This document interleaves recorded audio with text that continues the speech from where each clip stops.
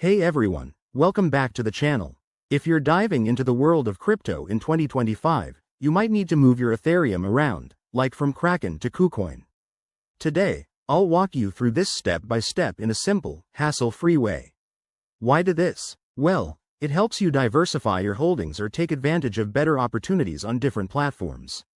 Let's get started. First things first, make sure you're logged into your Kraken account. Security is key in 2025, so double-check that you're using a secure device and have two-factor authentication, 2FA, enabled. Once you're in, head over to the Withdraw or Funds section. It's usually in the wallet area. Next, select Ethereum as the asset you want to withdraw. Kraken might ask you to verify your identity or withdrawal limits, so keep an eye out for that. Now, you'll need your KuCoin wallet address. Hop over to your KuCoin account, go to the deposit section, and copy the Ethereum address.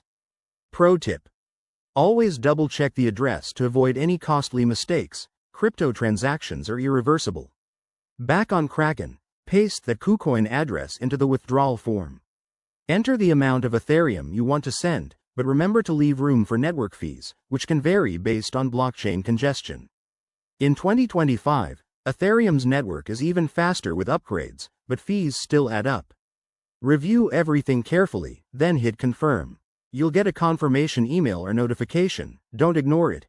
Once the transaction is initiated, it might take a few minutes to an hour to process, depending on the network. Head back to KuCoin and check your deposit history to track it. If everything goes smoothly, your Ethereum should appear in your KuCoin wallet. A quick word of caution: always use reputable exchanges and never share your private keys. If you're new to this, start with a small amount to test the waters. There you have it. Sending Ethereum from Kraken to KuCoin is that straightforward in 2025. If this helped, smash that like button and subscribe for more crypto guides. Drop your questions in the comments below. Thanks for watching, and I'll see you in the next video.